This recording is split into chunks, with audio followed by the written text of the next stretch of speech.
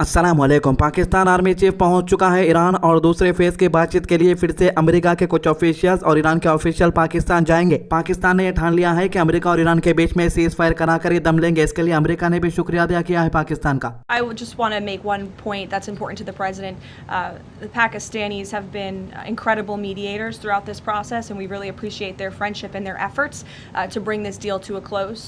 तो इसी मामले में डिटेल्स में बात करेंगे। आप सभी से रिक्वेस्ट है कि हमारे चैनल को सब्सक्राइब कर लीजिए। स्टेट ऑफ हॉर्मुज़ से जुड़ी एक बड़ी खबर है, जहां ईरान ने एक मुमकिन नर्म रुख का इशारा दिया है। रिपोर्ट के मुताबिक ईरान तैयार हो सकता है कि अगर अमेरिका के साथ कोई मुआहदा तय पाता है तो ओमान के करीबी रास्ते से गुजरते हुए जहाज़ों को महफूज रास्ता दिया जाएगा। ये स्टेट ऑफ हॉर्मुज़ दुनिया के सबसे अहम ऑयल रूट में से एक माना जाता है, जहां से दुनिया के ऑयल का बड़ा हिस्सा गुजरता है। सोर्सेस का कहना है कि तेहरान शायद इस रूट पर शिपिंग को डिस्टर्ब ना करे, जिससे टेंशन में कमी आ सकती है, लेकिन अभी तक ये वाज़ेह नहीं है कि क्या ईरान पानी में लगाया गया माइंस हटाया या नहीं, और क्या इसराइली ताल्लुक रखने वाले जहाज़ों को किसी भी रूट से गुजरने की इजाज़त होगी या नहीं। ये तमाम सवालात अभी तक जवाब का मुंतज़िर है। इसी दरमियान एक और बड़ी सियासी डेवलपमेंट सामने आई है, जहां अमेरिका का सदर डोनाल्ड ट्रंप ने इशारा दिया है कि इसराइल और लेबनान के दरमियान 34 साल बाद पहली बार बातचीत हो सकती है। ट्रंप ने कहा है कि दोनों मुल्कों के लीडर जल्द ही बात कर सकते हैं और यह मुलाकात टेंशन को कम करने के लिए एक अहम कदम हो सकता है। उसने ये भी कहा कि वो दोनों तरफ के दरमियान थोड़ी सी कोशिश कर रहा है। हालांकि अभी तक इसराइल और ना ही लेबनान की तरफ से कोई ऑफिशियल तस्दीक सामने आई, लेकिन अगर यह बातचीत होती है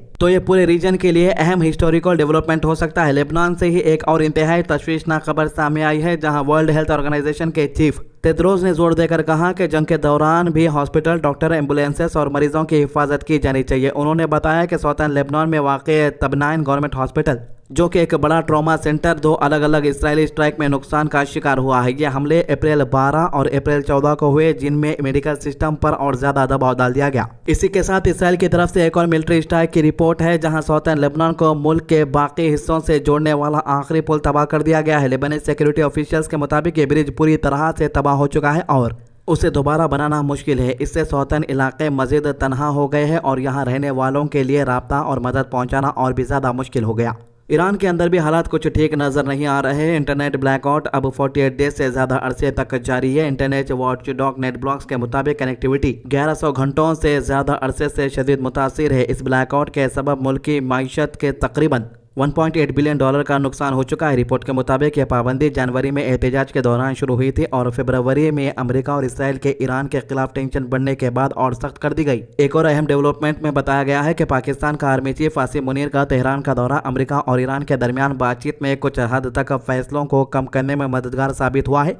ईरानियन ऑफिशियल्स के मुताबिक इस मुलाकात में कुछ बुनियादी मसाइल पर दोनों तरफ के दरमियान बेहतरी पैदा की है। इसके बावजूद टेंशन अभी तक खत्म नहीं हुई है। ईरान ने इसराइल हमलों के बाद अपने पेट्रोकेमिकल एक्सपोर्ट को रोक दिया है। इकोनॉमिक रिपोर्ट के मुताबिक ईरान ने अपनी डोमेस्टिक सप्लाई को बरकरार रखने के लिए यह कदम उठाया है ताकि रॉ मटेरियल की कमी न हो। अप्रैल 13 को एक ऑफिशियल डायरेक्टिव के जरिए तमाम कंपनीज को कहा गया है कि वो एक्सपोर्ट टेम्पररी रोक दे। दूसरी तरफ यूनाइटेड अरब इमारात ने स्कूल के हवाले से एक एहतियाती कदम उठाया है, जहाँ मिनिस्ट्री ऑफ एजुकेशन ने अनाउंस किया है कि स्कूल खुलने के इब्तिदाई मरहले में बस सर्विस टेम्पररी बंद रखी जाएगी। हुकूमत का कहना है कि यह फैसला बच्चों की सेफ्टी को मद्देनजर रखते हुए लिया गया है और इस पर हर हफ्ता रिव्यू किया जाएगा। अमेरिका और ईरान के दरमियान अगले राउंड की बातचीत के हवाले से भी कोई फाइनल डेट अभी तक सामने नहीं आई है। पाकिस्तान के फॉरेन मिनिस्ट्री ने कहा है कि न्यूक्लियर प्रोग्राम इन टॉक्स का मरकजी हिस्सा है और डिप्लोमेसी का अमल जारी है, लेकिन कोई शेड्यूल अभी तक तय नहीं हुआ है। ईरान ने एक और बयान में कहा है कि स्टेट ऑफ हॉर्मुज़ पर इनका पूरा कंट्रोल है और इन्होंने दुश्मन मुल्कों के उन दावों को रद्द कर दिया है जहां कहा जा रहा था कि ईरान की क़ुव्वत कम हो चुकी है। ईरानियन जुडिशरी के सीनियर ऑफिशियल्स ने वाज़ेह तौर पर कहा कि मुल्क अपनी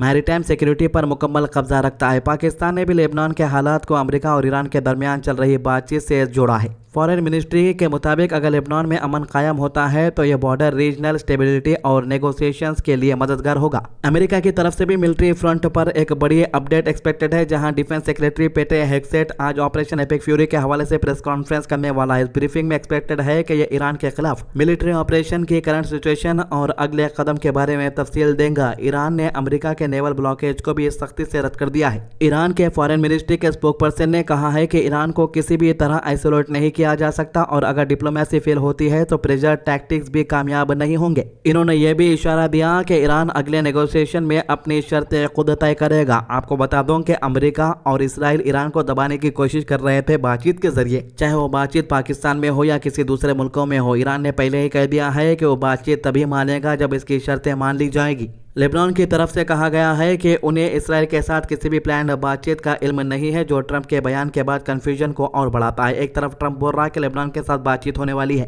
जबकि ईरान वाले बोल रहे हैं कि इन दोनों के बीच में जो बातचीत होने वाली है उसके बारे में हमें कोई अपडेट नहीं मिला है। ये जंग इतनी खतरनाक है कि जो अपडेट हमारे तक पहुंच रही है ये सही है या नहीं ये भी नहीं कहा जा सकता, क्योंकि अमेरिका का मौजूदा प्रेसिडेंट डोनाल्ड ट्रंप ने इस जंग को लेकर अभी तक जितने भी अपडेट दिए हैं उसमें से तकरीबन आधे से ज्यादा फेक ही साबित हुए हैं। वहीं ईरान की बात की जाए तो ईरान ने मुल्क भर के तमाम स्कूल को भी ऑनलाइन कर दिया है। एजुकेशन मिनिस्ट्री के मुताबिक स्टूडेंट अब वर्चुअल क्लासेस लेंगे तब तक सिचुएशन स्टेबल नहीं हो जाती। पेरेंट्स और स्टूडेंट को पहले ही इन्फॉर्म किया जाएगा जब स्कूल दोबारा खुलेंगे। शिपिंग सेक्टर में एक अहम डेवलपमेंट में बताया गया है कि एक और US sanction super tanker straight of Hormuz के जरिए गल्फ में दाखिल हुआ है। यह टैंकर 2 मिलियन बैरल तक ऑयल ले जाने की कैपेसिटी रखता है, लेकिन अभी तक इसकी फाइनल डेस्टिनेशन का पता नहीं चल सका है। इंटरनेशनल लेवल पर एक लीगल डेवलपमेंट भी सामने आई है, जहां इसराइल की एक ऑर्गेनाइजेशन ने स्पेन के प्राइम मिनिस्टर पेड्रो के खिलाफ इंटरनेशनल क्रिमिनल कोर्ट में कंप्लेंट फाइल की है। इल्जाम लगाया गया है कि स्पेन ने ईरान को ऐसे मटेरियल एक्सपोर्ट किए हैं जो मिलिट्री पर्पस के लिए इस्तेमाल हो सकते हैं और इससे सिविलियंस को नुकसान पहुंच सकता है। आपको बता दूं कि स्पेन एक ऐसा मुल्क है जो अपनी बात को खुले तौर पर रखता है, किसी के दबाव में बात नहीं करता है, चाहे वह अमेरिका रहो या इसराइल रहो। आपको बता दूं हाल ही में स्पेन और इसराइल के बीच में गर्म बहस भी देखने को मिली, जहां पर Israel prime minister Benjamin Netanyahu ने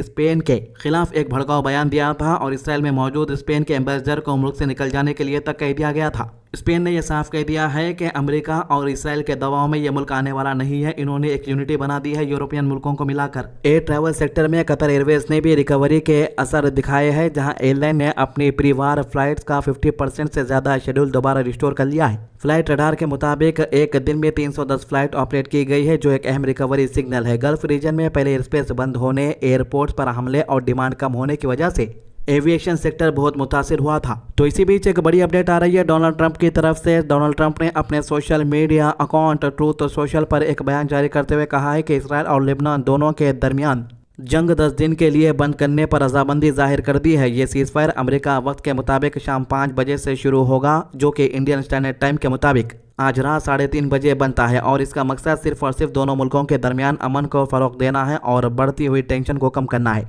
ट्रंप ने अपने बयान में कहा है कि उसकी लेबनान के प्रेसिडेंट और इसराइल के प्राइम मिनिस्टर दोनों से बातचीत बहुत अच्छी हुई है और ट्रंप ने दोनों लीडर्स को हाईली रिस्पेक्टेड करार दिया, जिससे यह अंदाजा होता है कि अमेरिका इस प्रोसेस को बहुत सीरियस ले रहा है और दोनों तरफ के दरमियान एक नया सफीर अमन का रोल अदा करना चाहता है। ट्रंप ने और डिटेल्स में कहा कि दोनों मुल्कों के लीडर्स ने इस बात पर इत्तेफाक किया है कि अगर असल में अमन हासिल करना है तो फिर फॉर्मल सीजफायर का आगाज करना जरूरी है और यह 10 दिन का वक्फा एक पहला कदम है, जहां दोनों तरफ अपनी मिलिट्री एक्टिविटीज को रोक कर बातचीत का रास्ता इख्तियार कर सकता है। ट्रंप ने सिर्फ यहां पर बात खत्म नहीं की, बल्कि इसने यह भी ऐलान किया है कि जल्द ही Israel prime minister Benjamin Netanyahu और Lebanon president Joseph White House दावत देने के लिए बुलाए गए। तो दोनों मुल्कों के लीडर्स के लिए दावत क्या रंग लाती है, यह तो आने वाला वक्त ही बताएगा। तो ये थी अभी तक की अपडेट। हमारे चैनल को सब्सक्राइब कीजिए, वीडियोस को ज्यादा से ज्यादा शेयर कीजिए। अल्लाह हाफिज।